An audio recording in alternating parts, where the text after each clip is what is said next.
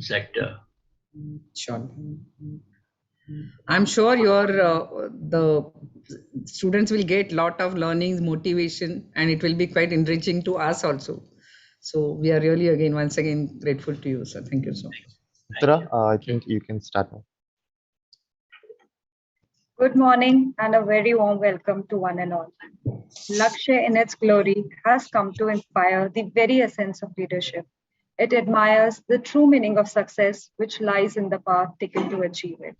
Respected General Ved Prakash Malik sir, former Chief Indian Army, Professor Hemant Ate ma'am, Dean Student Affairs, Professor Rauf Iqbal sir, Associate Dean, Placement and Branding, faculty members, industry delegates, media representatives, invitees, officers, staff of NITIE, and proud netizens.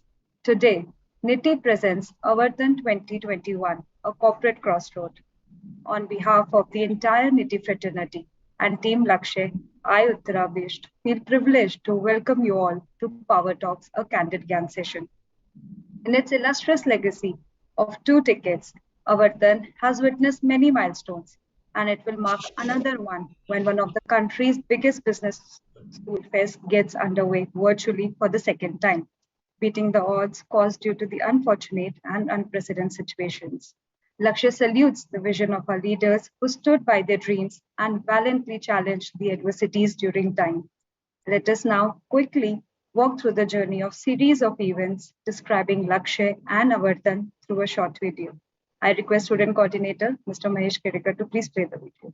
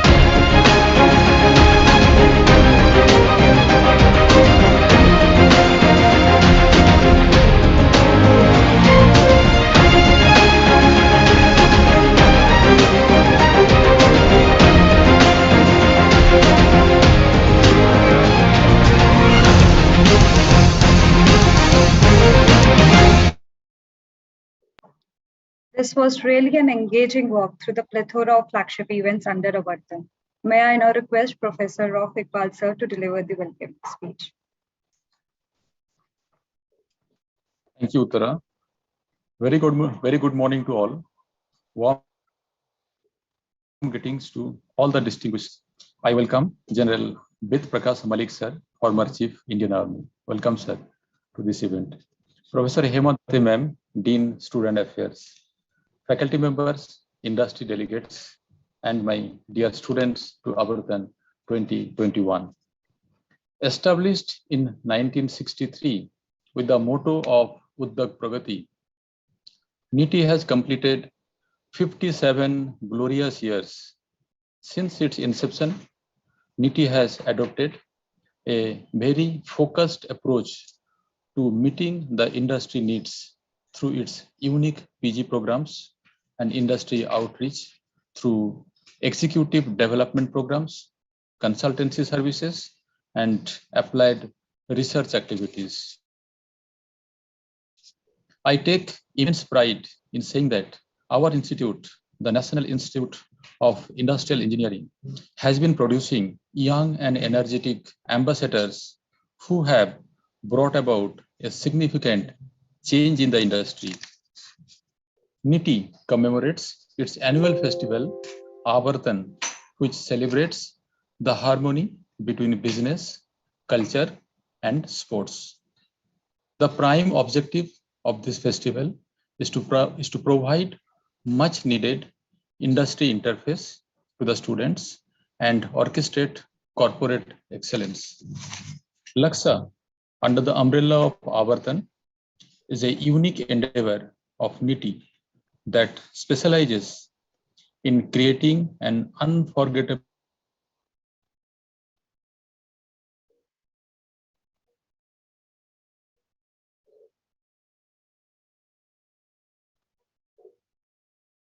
sharing current and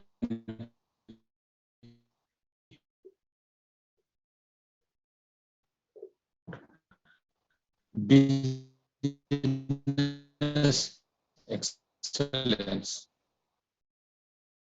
unification, correct?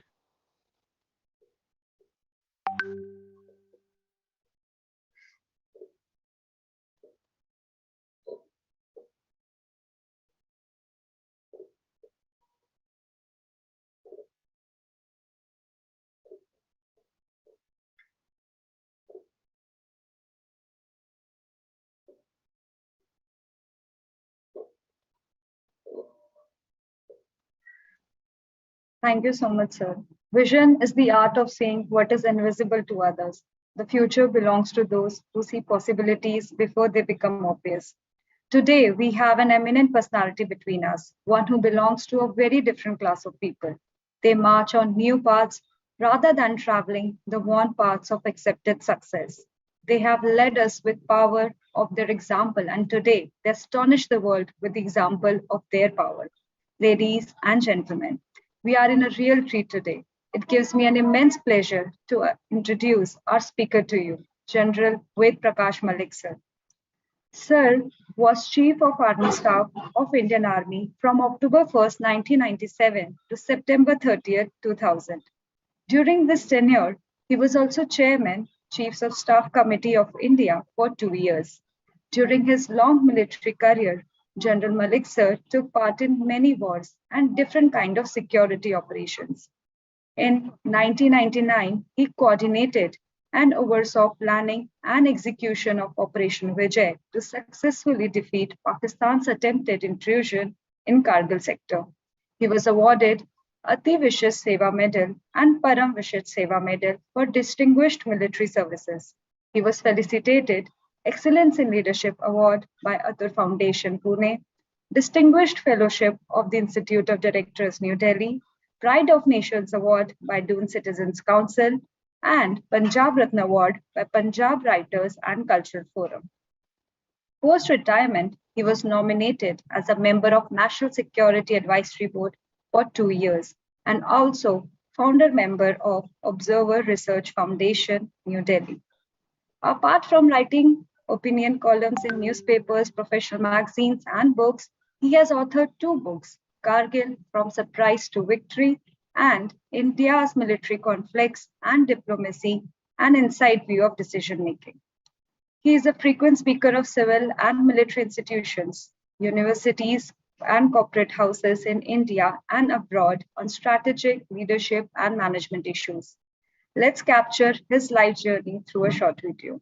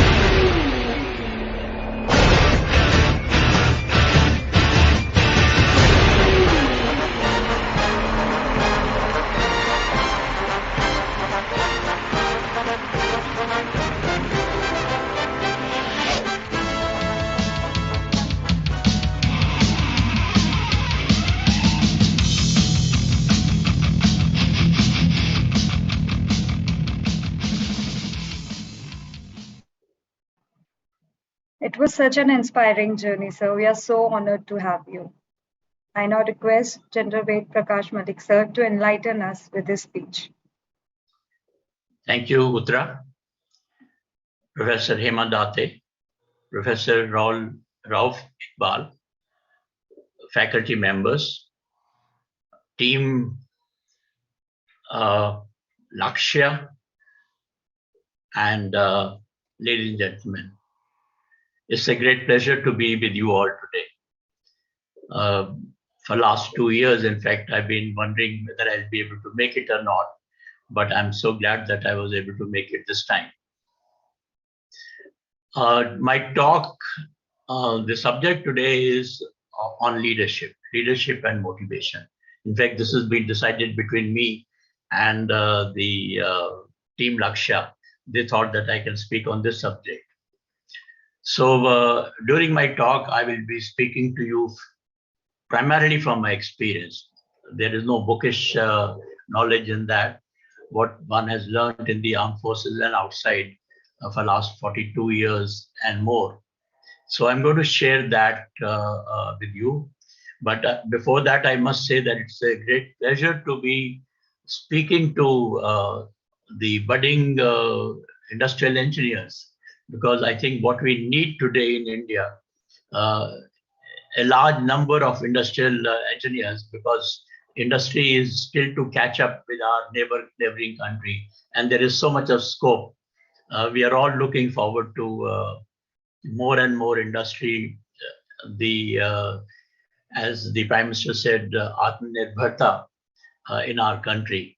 So being able to speak to the industrial engineer, our budding industrial engineer, it's a pleasure as well as a privilege, I would say. Let's start with the slide that we have got. First one, Mahesh. So I said that I will be speaking to you from my experience on leadership and motivation. Talk might take about 40-45 minutes, and thereafter, I hope we'll have time. And I don't mind taking any questions if there are any. Next slide, please.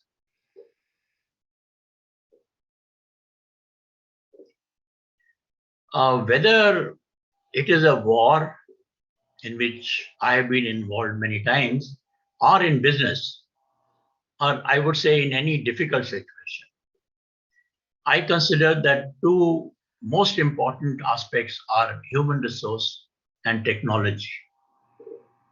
In fact, technology is becoming more and more important, but human resource will always be important. It has always been. As they say, it is the man behind the gun in the army, they say that, which matters. Always the man behind the gun which matters. And as a nation, our country, we must remain ahead, both in human capital as well as in technology. There is a quote at the bottom of the slide I have given. This is from a Chinese strategist who was a contemporary of Chanakya way back in 32, 35 BC. And he had written, he was considered to be a strategic thinker. And he had said that if you have good human capital, victory and rewards will follow. And most important aspect, I believe, in human capital is the quality of leadership. And that is what has become most important today. While we have a very large human capital in our country, but what we need to develop amongst most of us is the quality of leadership. And that is what is going to be my focus during this talk. Next, please. Now, I make leadership very simple through these 5 takes I have got. You know, there are books, many books written by many people, various aspects of leadership, but I want you to remember these 5. The first one is whether you lead 5 people or 5 million. The basics and essentials of leadership do not change. What I learned during my training and during my service, I find that the basics, they have not changed, they remain the same. We'll talk about those basic aspects later on also in more detail. So that is the first thing that I wish to. The second one is based on research. It's not off-the-cuff remark. It is based on research that leadership is 25% knowledge and skills and 75% attitude. Why attitude? Because everything depends on dealing appropriately with the people to achieve the goals that you have in your mind. You want them to help you in achieving that goal. So your attitude has to be positive. Your attitude has to be encouraging.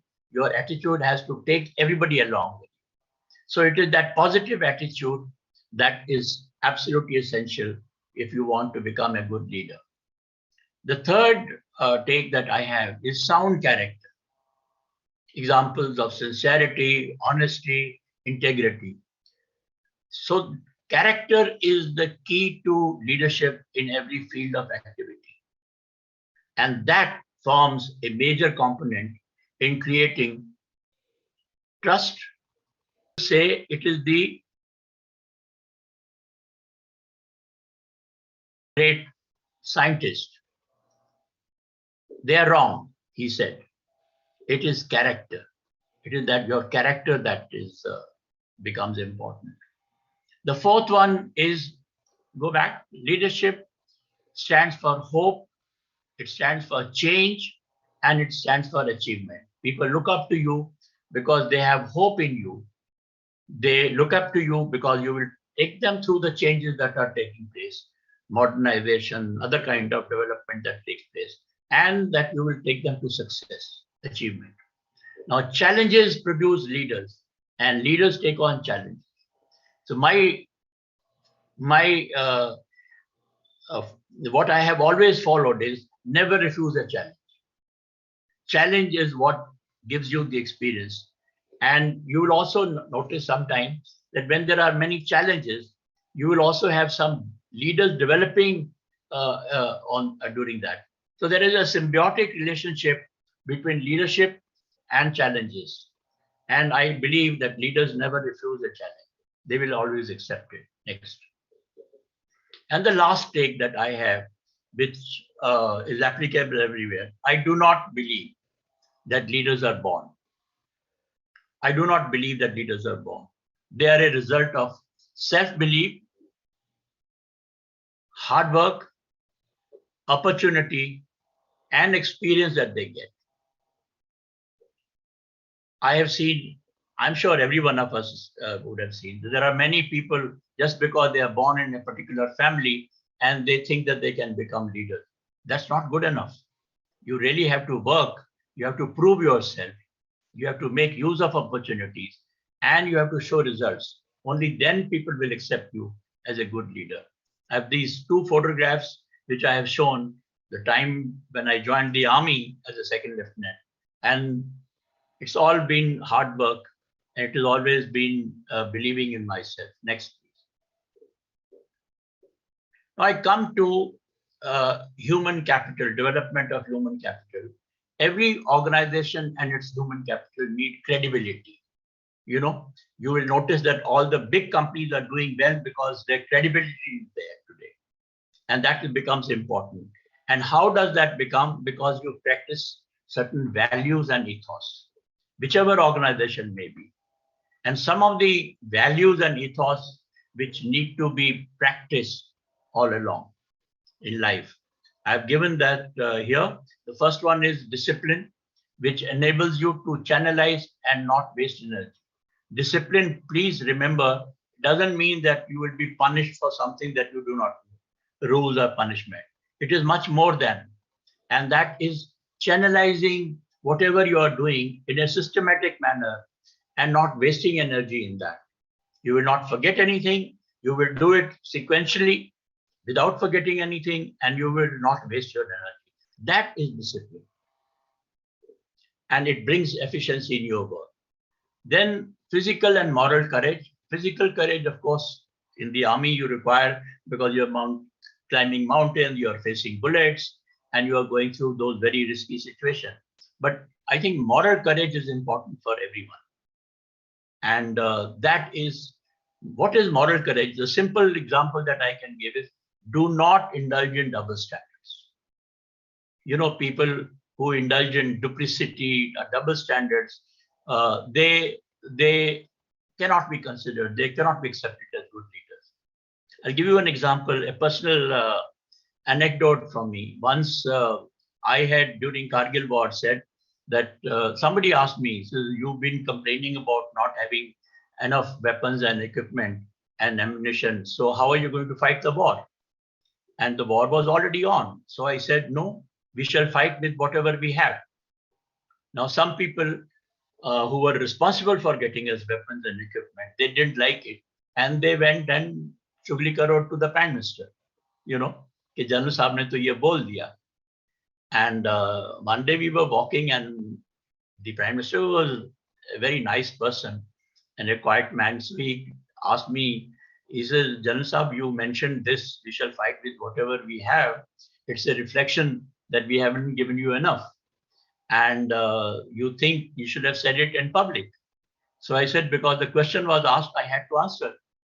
And then I told him, I said, sir, I'm not a neta. I'm not a political leader. I'm a Fauji. And I give orders to people to go and face bullets. And if they will start thinking that I indulge in duplicity, I'll say something more, something different to what is on the ground and what I ask them to do. I said, they will not obey my orders. So please don't ask me this. I will say the truth. I'll speak the truth if somebody asks me, because I want people to believe in me and I want them to follow. Now I've given you, after that, Prime Minister never questioned me on anything. So that moral courage must be there, and you should, whatever you are doing, whatever you say, you really mean it. That's what teamwork and camaraderie is always important. And it is even more important in the army when you are facing bullets. In your organizations also, whichever organization you may be there, you have to get work out of the team. You by yourself, you cannot finish your work. You cannot achieve success. It's the teamwork that is required. And that is what you must. So therefore, for building a good team, always invest in long-term relationship. Here I must tell you that in the army, in the battle, more people lose lives because they are trying to defend their colleagues, not for themselves. If your colleague is hurt, it hurts you more because you are fighting together.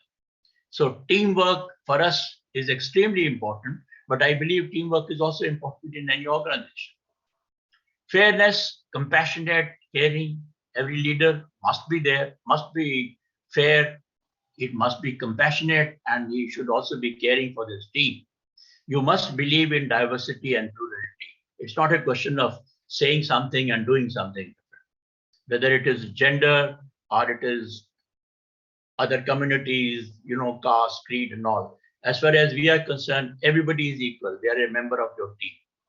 And in the armed forces, you will never have these communal problems. We all worship whatever our troops worship. Whether it is Muslim faith, in a Muslim unit, you have Muslim faith, we'll go for namaz. Church, we'll go there. So in fact, there are many places where you have four corners, one for Sikh, where you have the Granth Sahib, then you have the temple, whether it's Krishna or Ram. Third corner, you have a masjid facing west, and the fourth corner, you may have the church. That's Sarv Dharm Sthal, we call it. So that is the kind of attitude that you develop. Brand culture, obviously, whatever company, wherever you are working, the brand culture is important, and you have to stand by that. In the army, we say that we must remain the most trusted brand as far as public is concerned. And we'll fight, we will die for that, but we want people to trust us that whatever we do, we'll do it for the country. Next. I must also here mention to you the military academy credo that I learned while I was in the Indian Military Academy way back in Dehradun. And mind you, what I learned there continued with me even after retirement, I would say. Not only during, as a chief, I had this very credo on a wall opposite me, and also in the waiting room when people came to meet me. I wanted them to read this and believe in that. And that is safety, honor, welfare of your country come first, always and every time. The honor, welfare, and comfort of the men you command, your team members, that come next. And your own ease, comfort, and safety come last, always and every time. Now, this is a credo that we learn, part of our ethics and values. So I believe that ethics and values are important in any organization that you join. It is important for both you as an individual, and it is also important for the organization that you are part of. Next.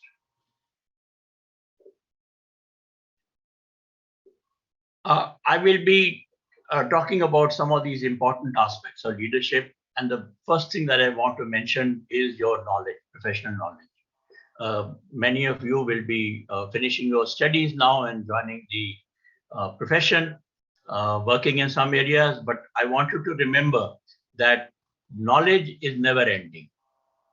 And you should always keep on updating yourself. You'll be surprised, not many people know that right from the time I joined the army as a cadet, and from even at the time of a lieutenant general, I was still learning. I was still updating myself. If I have to give a lecture, I have to update myself everywhere. So keep updating yourself, whether you get the permission, you get the facility, but whether or not, it should be your endeavor to keep. But having said this, I'm also giving you a quote from Bhagavad Gita, our scripture, which says, on earth, there is no purifier as great as knowledge. But I have put dots. I'll be talking about this aspect again little later. So professional knowledge is something that you must keep updating yourself even after you join any profession, you join your profession. Next. After this, I'm going to take you through some aspects of Kargil war, which highlight the leadership aspects. I'm not going to do the complete details, but just the broad outlines for you to understand what the war was and how we conducted ourselves. Just very broadly. Next. Just for your information, this is the map of Jammu and Kashmir. No, go back, please. Go back.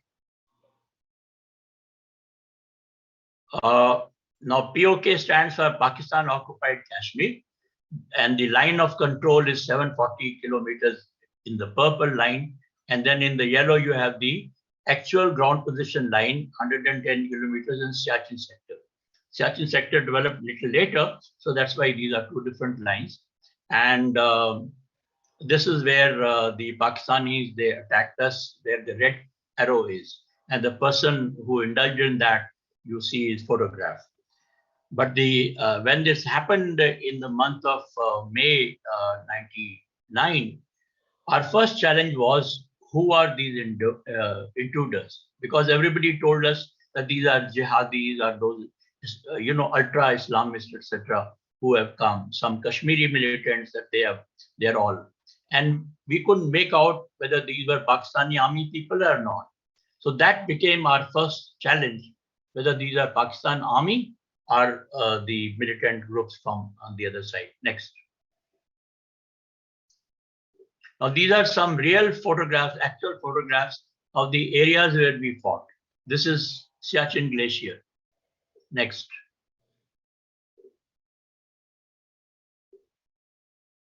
Again, Siachen Glacier, sometimes in the month of May, June, suddenly you will find a crevice.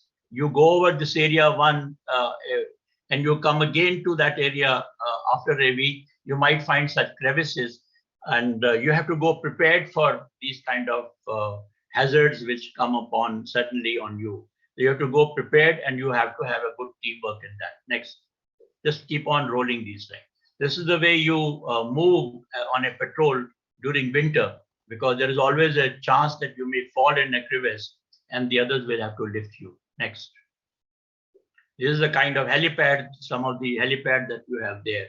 You know, you create a platform, small platform, and the helicopters, incidentally, they cannot carry full weight. At that altitude, they only carry about 25% of their weight. Next. Next.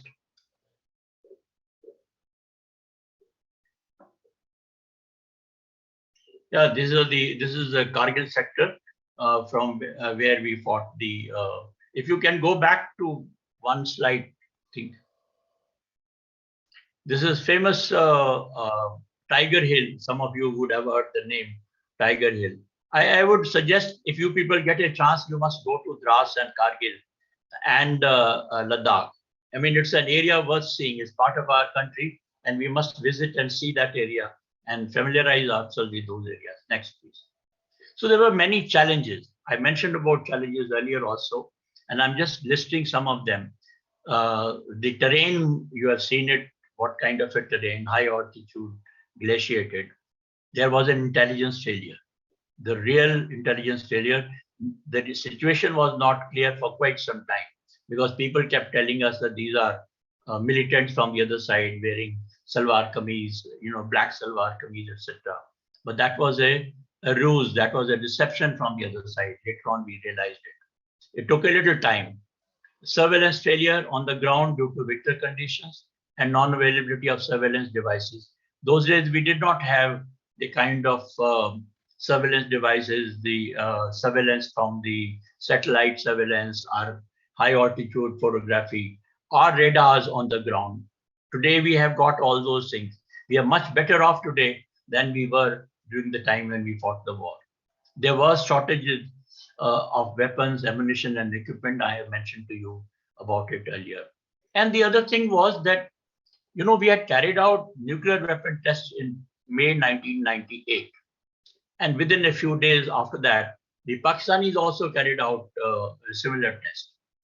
But because of that, the whole world, particularly the Western countries, they all started thinking that we were a rogue nation who have broken all the kind of rules which had been set by them.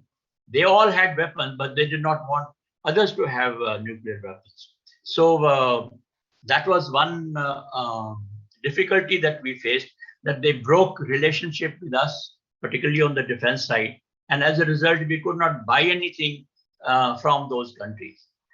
That became a big handicap that we had to fight with whatever we had, because those countries would not supply it, even on payment. We went through those difficulties. And the last bit, you know, we, Pakistan and Indian prime ministers had met in Lahore just 2 months, little over 2 months earlier, and they had signed Lahore Declaration. Both countries' prime ministers and their secretaries, foreign secretaries, had signed, and they had said that we will resolve all our problems peacefully. We shall not fight with each other. So that was a longish agreement that they had signed with each other. So even our own prime minister was quite surprised that how can they do it? Why are they doing it? Is this correct? They are doing it or not? You know, everybody was in doubt. Ye kya ho kya raha hai? Situation was one such where we call it aajkal VUCA, volatile, uncertain, complex, and ambiguous. I want you to look at VUCA in the Google or something. You'll get to know more about what kind of situation is that. Next. Next. Well, I believe that in all human endeavors, we must be prepared to face adverse situations and failures and then rise with greater determination. If you start cribbing, you start shouting, screaming about because something is gone wrong, then you can't be considered a good leader. You have to rise. You have to make others rise with you. With greater determination, you have to defeat whatever handicap, whatever problem that you're facing. This is a must for all leaders. Next. So we were told by the cabinet committee that India is a victim of intrusion, but we will exercise restraint. India will take all measures, including military, to ensure that intruded area is vacated. They just told us, throw them out from here. But then they also said don't cross the line of control or international border. This was literally keeping one hand tied behind. One of my hands was tied behind. So we were told, don't cross, don't do anything on the other side, but throw them out from here. Now, we can discuss why they gave it a little later, but that is the order that was given. And next slide. That was part of our cabinet briefing. Now, one thing again I want to, we, as a leader, you have a vision and you have an aim. You must be very clear about the aim. And having become clear on it, you must make sure that everyone in your team knows what you have in your mind. So that aim you have to explain to them, and maybe some milestone in that this is what we want to achieve.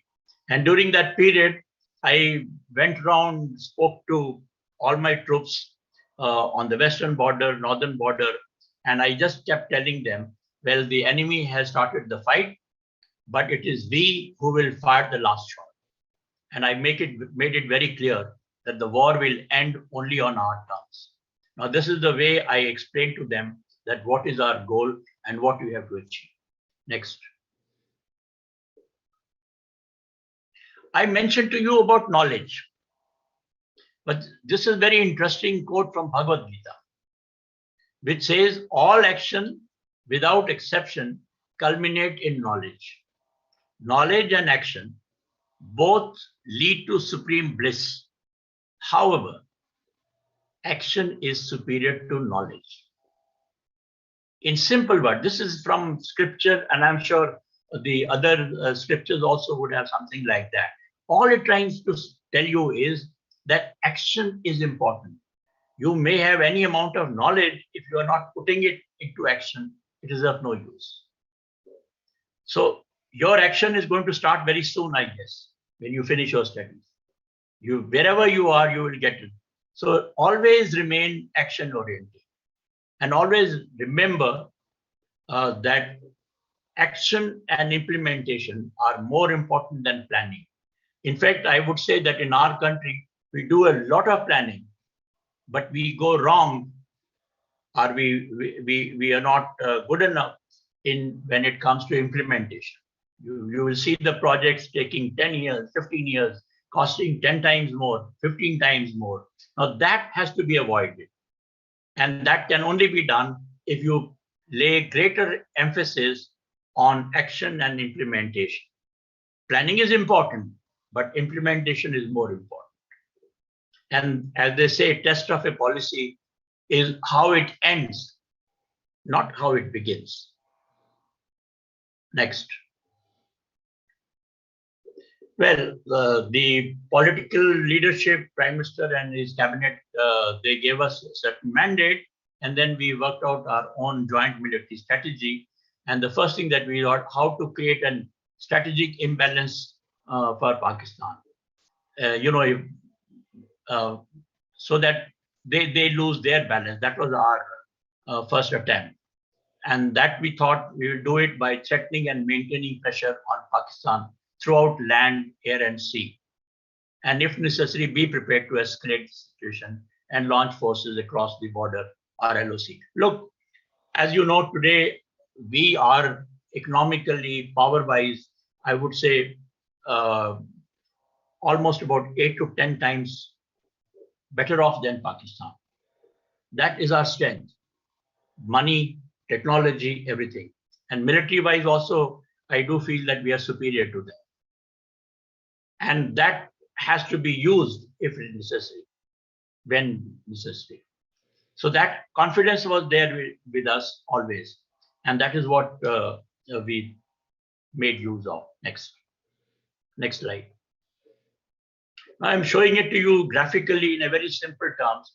The next, you'll find a red arrow coming from, and the blue arrow is, this is where the action started in the beginning. But as part of our strategy, we threatened Pakistan on the complete front. Show the next arrows. Army, Navy, Air Force, all three of us got together And you see these throughout the all along the western border, we concentrated our forces, and I gave them a signal to Pakistan that, look, don't think that we will only be fighting there. We will fight you everywhere, even on the sea, as you see on the left bottom corner, the Arabian Sea also. So Army, Navy, Air Force, we all got together and we made this plan, really threatened Pakistan. And that is what made the Pakistani Prime Minister Nawaz Sharif then first run to China and asking for help, कि bhai humko bachao. And then after that, he went to USA, to President Clinton on 4th of July, the day USA celebrates its Independence Day. Again, we let us withdraw, let us not have a fight, bigger fight. He was the one who was running around. Next. Just a few aspects. I have always believed that soldiers in the field, they win battles. We do planning in South Block or in air-conditioned offices in Bombay, Delhi and all. But who wins the battle? Who wins the battle are the man in the front, or the woman in front, the sales people, the marketing people. You know, that is where those frontline soldiers and managers, they are very important. And we must always respect them. You know, never ever take them for granted. Just sitting in your offices, air-conditioned offices in Bombay, Delhi, or Calcutta, that is not good enough. You really have to go and see who are those people and what kind of work that they are doing. They are the ones who fight and win battles for the army. And in business, they are the ones who bring in revenues for this thing. So you must remain connected with them as well as share ideas with them. A visit to the ground is equal to 1,000 on the map. That's a very common saying in the army. We say that, look, a visit to the ground is much, much more important than just looking at the map and trying to understand things. Next. Communication skills are important. Everybody must continue to improve communication skill. And in this, it is not a question of you are being able to speak good English or good Hindi and all. It's a whole body work. It's a, you know, how you contact through the eyes and your the communication, giving the ideas. You know, if you are aggressive, sound leader, it will go, body language will convey it to that person. So as far as I am concerned, I think body language is more important than just English or Hindi vocabulary. And this is a photograph of Field Marshal Manekshaw. One good quality he had, and I noticed it every time I was with him, you know, serving with him as a junior officer, that he could speak the same language of the other person. Language here means if it was a Sipahi, he would talk to him at that level. And if it was a king of Bhutan or Nepal, and he will talk to them at that level. So your ability to be able to talk to those people who is in front of you, that is good communication. That is what you need to learn. And there is these quotes are there. One is from Mother Teresa. She said, always meet others with a smile, for the smile is the beginning of love. So therefore, if you meet somebody with a long face or with a you know, sullen face, you do not create confidence in the other person. And similarly, there is another one. If words of command are not clear and distinct, what you are telling the other person, if that is not clear and distinct, and if orders are not thoroughly understood, the general is to blame. You are to blame. So remember that while developing your communication skill. Next. Collaboration today, you know, whatever decisions are taken, these are not single. You have to consult others, talk to others, and then only you will. And during Kargil War, Army, Navy, Air Force, we all worked together. And that is how we were able to achieve not only on the land, but also in the air as well as on the sea. So we have that good team spirit and collaboration. And that is what, and here I would like to say, you know, people who work in those cabins and small this thing. You must go across, talk to each other, make friends, and consult each other. Don't keep on sending messages on the computer or on the WhatsApp and all. Face to face talking is more effective, I would say, than through these laptops and WhatsApp messages. Next.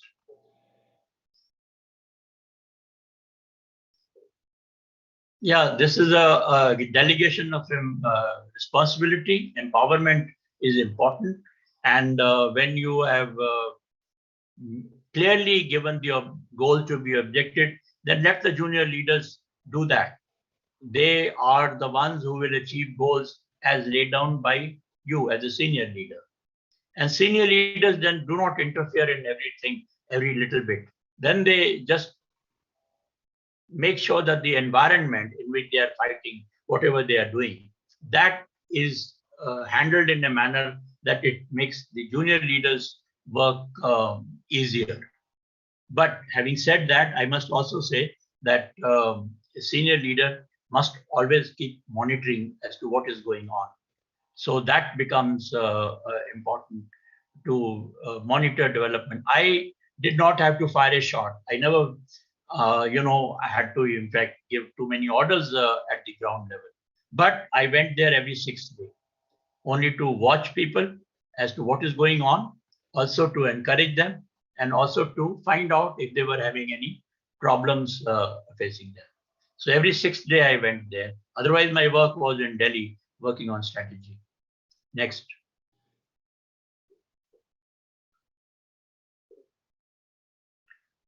There are a couple of letters just to give you an indication of what kind of a team that we have.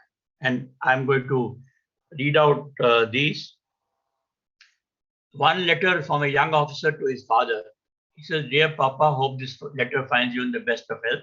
And it goes on. He says, "Our unit now has to live up to the higher expectations of the army, regiment, and you know what, even the chief sent a letter of congratulations to the unit. They had done a good work in capturing Tolo Ring, so I had sent a personal letter asking my congratulations be conveyed to all ranks." He sent a letter of congratulations to the unit. It was indeed an honor for our unit to have been given such a task. Hard work and a sound ethos does have its merit, don't you think?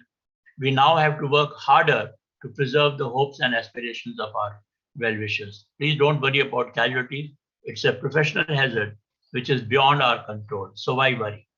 At least it's for a good cause. And then, he quotes a slok from Bhagavad Gita. He happened to be somebody from Tirupati ke saath mein rehne wala. He was from Hyderabad, which says that if you are doing the good work, the righteous work, and in that, even if you die, you will go to heaven. These kind of scriptures are there in other religious books also. So this is what he quoted. No, we are not air maintained. Food is good. We have a doctor with us. Yes, the Prime Minister's Kargil visit was a good motivation. And then he says, good chap. He's talking about Prime Minister. I'm quite a sight now with an uncut beard and wrestling team all over my ugly face to counter the ICV. Please tell mother that combat is an honor of lifetime. And I would not think of anything less. What better way to serve the nation? I'm proud to be in the infantry, especially this battalion. Take care of your health as well as of mother. Don't worry and lose sleep. Tell a story a day of the Mahabharata to Charu so that your grandchild imbibes good values. And yours affectionately, Bablu. Unfortunately, we lost this officer before his first child was born. Charu was his wife. She was expecting, and we lost this officer. But why I have shown this is the spirit, the team spirit as his own spirit. This is the kind of determination you will see in this letter. It shows everything that you can look for from a good team leader. Next. This is another letter from a young officer 23 years old officer. He was still a young captain. And I'm not going, lieutenant. I'm not going to read the whole letter, but I have just given one line of that. Imagine this is the kind of thinking that people have, young officers. He says, I don't know what will happen in the next moment, but I can assure you and all countrymen, that certainly we will push back the intruders at whatever cost. That kind of determination, the kind of spirit that we had. And that is what Lieutenant Manoj Pandey, when he wrote to his friend. Next. This is a very interesting letter that I have got. And this was, our all the army wives, they have an association called Army Wives Welfare Association. It's one of the biggest NGOs, incidentally. And they keep on working for the welfare of the families and the kith and kin, also the patients who come to the hospital. So all the good social work that they keep doing. And they decided to send sweets to the soldiers on the front. And they sent those sweets. So one of the soldiers who doesn't know, he didn't know कि ये कहाँ से आया है. So he sent a reply. And he said, my dear Ava, Army Vice President, he doesn't know कि किसने sign किया है. He says, आपके प्रिय भाइयों, सैनिक भाइयों की तरफ से नमस्कार. हम भारत माता की चुंबी पर राजी खुशी से रहते हुए ईश्वर से आपके खुश रहने की कामनाएं करते हैं. हम यहाँ पर देश की रक्षा कर रहे हैं. हमें आपकी भेजी हुई आवा की मिठाई मिली. हमने, हमारे सैनिक भाइयों ने मिठाई खाई. मिठाई खाते हुए हमें काफी जोश आता है कि आप इसी प्रकार मिठाई भेजते रहें तो हम लाहौर तो क्या, इस्लामाबाद भी पहुंच जाएंगे. आप लोग निर्भर होकर रहो. हम आपकी व अपने देश की रक्षा करते करेंगे जब तक हम लाइन ऑफ कंट्रोल क्रॉस नहीं करते. They had been told that we'll continue fighting. And so जब तक हम लाइन ऑफ कंट्रोल क्रॉस नहीं करते, तब तक हम चैन की सांस नहीं ले पाएंगे. हम उनको ऐसी सीख सिखलाएंगे कि उनको सपने में भी याद आएगा कि इंडिया और इंडियन आर्मी क्या चीज है. भाइयों व बहनों, तुम खुश रहो. हमारी तरफ से तुमको बहुत हम शुभकामनाएं करते हैं. आपका पत्र मिलता है तो पत्र का पूरा एड्रेस देना. He did not know the address, so he sent it to the sweet shop, which was from where the sweets had been sent. So you find the letter is addressed to Bangla Sahib Road, sweet shop, Gold Market. So that was a spirit. I'm just trying to tell you. And when you have this kind of a spirit in an organization, you will see that you will see that you succeed. And that is what the picture I wanted to give. Good leadership, good leaders, junior leaders. Leadership has to be developed all the way. It cannot be left to the top. Everybody has to start working on leadership qualities. And only then you have this kind of leadership. Next. Motivation ability is important when you working in a team. You must be able to motivate them. As I said, that every 6th day I went and I met people, talking to them about their difficulties, sharing jokes, finding out about their families, whether they were getting letters, they were in communication or not. So all that. So you must spend enough face time with the clients and teams, particularly those in the front. Next.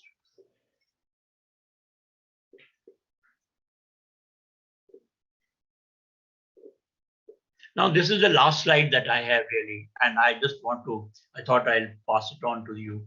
You must create balance in your personal and professional life. It has to be balanced. You must take care of health. That is the most important, particularly these days when you have so much pandemics and all that. First worry should be keep good health. Second, dress well, look smart, not flashy. You're not becoming actors and all. You're all professionals. And as a professional, you must be well dressed always. Only then you will be able to pass in.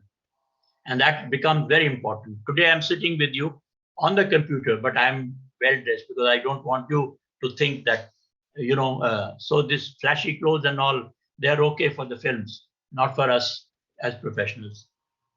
Work with focus, dedication. and both at personal, family level, professional level. Find time for your hobbies and enjoyment. It doesn't mean all the work and all the time you are involved in this. You must find time for whatever hobbies and enjoyment that you have.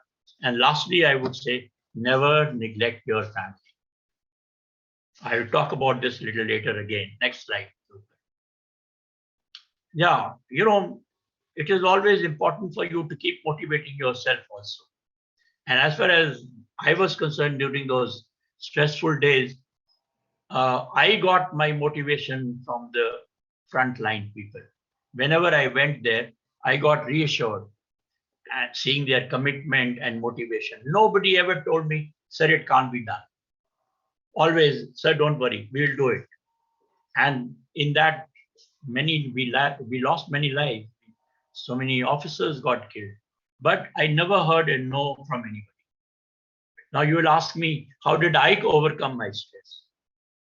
There were simple three things. Firstly, I think all of us, whatever may be our religion, we all believe in a God Almighty, whichever way. There is somebody who's looking after us. The second, I believe that it comes from your family. They are the one who support you during those very stressful times. And the third, it comes from your colleagues. So that is how I was able to overcome my stress during the difficult times. Next. Well, this is a photograph taken soon after we had finished that war on 26th July. I think this must be about 27, 28. The air chief and we had gone there with some Air Force people in that area. Next. Yeah, keep on. So there was this courage, commitment, determination, and good leaders on the front line. And the spirit of the organization was strong. Now, if you can build that kind of a spirit in your organization or in your team, then nothing is impossible. You will be able to achieve whatever has been given to you, whatever task you undertake. So that is what is required. You build a team, good leadership, junior leaders, and keep their spirit strong. Thank you very much. Thank you.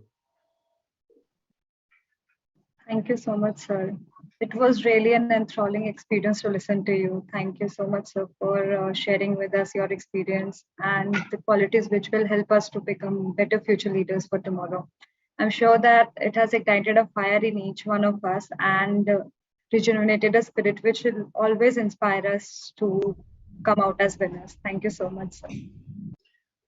Thank you, Uttara. I do not know the time frame. You would know the time. If there is any question, I do not mind asking them, but you control the time. Yes, sir, sure. There was a question from one of the students that if you could share an incident in your life where you felt that you have almost lost your life because you have been in a space where life is so uncertain. You could just share an incident. Yeah, that there have been instances when you have suddenly felt that the bullet has gone past you or the shell has gone over your head, and you go to the ground. If there is any khadda there, you go and, jump into that so that you don't face. But, in the army, they say that if there is a bullet on the other side, which has got your name, only that can kill you. Otherwise, the bullets don't. So with that kind of a belief, you carry on. But there have been instances where somebody very close to you, they get shot, they get wounded, you feel bad, but then you have to carry on with your work. And that is how it happens. It has happened so many times. I mean, there were sometimes, I remember once I was visiting some junior people, in Kashmir somewhere.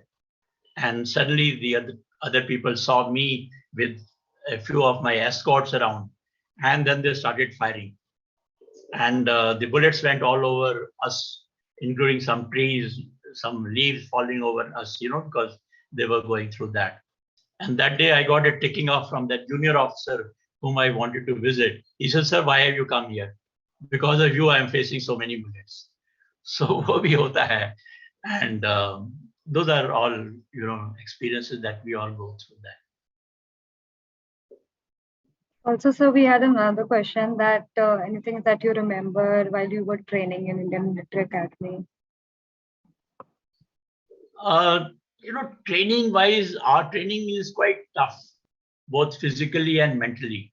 It's not just physical, but we also have to go through all kinds of lectures on geopolitics, on history, on traditions, on motivation, on things of this nature. So we are very focused, I must say. We are very focused, whether it is National Defense Academy, where I went to Khadakwasla, or in the Indian Military Academy. The only problem sometimes people like me faced during our training was that the training was so hard that if the lecture was not interesting, I would go to sleep.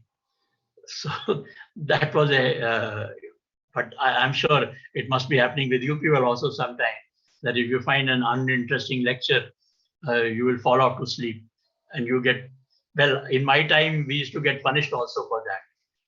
I suppose these days they don't punish you. Yes, sir. Just a last question, that is there anything you wish civilians understood about military services? Well, I would like, all our countrymen to become aware of national security, because that is the most important aspect. I mean, national security doesn't mean that the entire responsibility is only of people in uniform. It is an effort of the whole nation. In whatever happens, national security means the nation is able to develop much faster than, and whether it is technology or it is social health, hygiene, education, all these aspects are part of national security. And unless we become all aware that we have to go for that goal, that is why it is important for every one of us to be aware of national security, not only on our borders, but also on the internal security. If you keep fighting amongst ourselves, if we keep fighting on because of the caste, communal religion, and all these issues, then we are wasting our energy. You are not secure. You are spending unnecessary money on these. So we must become conscious of national security.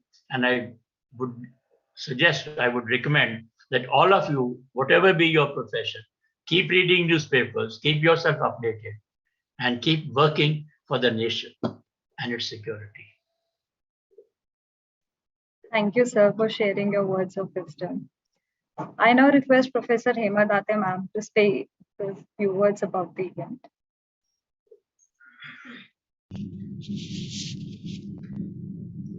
Namaskar, sir. I'm so thrilled about your multifaceted personality.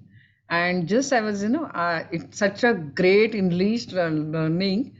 I was feeling as if extract of all the best books of the world, which are talking about the leadership, are summarized in 1 hour session. It was so amazing. I'm really grateful to you for all this wonderful talk. And it is so much inspiring, motivating. I'm sure so many students might have learned from this and they are already motivated and they might have changed their mindset also. It's amazing. Actually, you have mentioned about leadership qualities so well, about the challenges, character, then the hard work, self-belief, opportunity, then typical problem in India, like the planning, we do a lot of planning, but actions and implementations are not happening, which are all the practical things. Might be we are not aware, sometimes we don't practice it, and because of your all those experiences and that Kargil case, you have explained it so well. Kargil war is such a great learning. And today I realize that managing organization and corporate leadership is much more easier than the leadership you had driven, sir. It is amazing. because the decision making is so crucial. Then considering the strategies and dynamics, uncertainties, real time decision making, challenges, and at the managing all this thing, you manage so well all the bureaucrats. I mean, it's not possible for everybody. It's such a great learning. I really have short of words to explain how I'm feeling today and how greatly I have got insights about the leadership quality. I just don't have words to thank you also. Those are not sufficient. It's a great learning for me also. And I'm sure because of this, your speech, many leaders will emerge out and they have understood the true leadership qualities. The smallest aspect of the communication, the values, the ethics, team building. I mean, what not each and every aspect of leadership is explained so well. I'm really thankful to you, sir. No other words. Thank you very much. Thank you. And in fact, we would love to have you, your sessions multiple times. Even if I've listened the same talk 10 times also, then also I feel that I may not be able to grasp 100%. And we would really love to have you on campus. So once all these things are there, if it is possible for you, it will be really will be grateful that you can just make a physical visit and you can inspire. When you are just on a virtual mode, you are inspiring so much. So in the physical audience, I think it will be a great experience to all of us, sir. Thank you Really very much. thankful to you, sir. Thankful to you. Over to you, Uttara. Thank you, ma'am. Now I, on behalf of entire NITIE fraternity, extend sincere gratitude to General Ved Prakash Malik, sir, for taking off precious time from the demanding schedule to interact and share their knowledgeable insights with us. Thank you so much, sir, for gracing our event with your presence. I now request Mr. Lakshya Sai Krishna, Coordinator, Power Talks, to kindly deliver the vote of thanks. Thank you, Uttara. Thank you so much, sir. On behalf of whole team Lakshya, I take up this opportunity to thank Professor Manoj Tiwari, sir, Director NITIE, Professor Hemant ma'am, Dean Student Affairs, and Professor Rauf Iqbal, sir, Associate Dean, Placements and Branding, for their support and guidance throughout the event. And finally, our sincere gratitude to our speaker, General Ved Prakash Malik, sir. We really feel grateful, sir, that you have taken out your precious time from your demanding schedule and you have interacted and shared your experiences with us. Enormous respect to you, sir. Today, having attended this session, I can say that it was indeed a very inspiring session. Change, I would say, is a part of life, and it's the choices we make that decide the course of our lives. This session today has definitely given the students some food for thought, and I hope every one of us would be going motivated to face the challenges upfront in their life. In the end, I would again like to thank General Ved Prakash Malik, sir, respected faculty members, and all the students for making this event a great success. Thank you. Thank you. Thank you very much.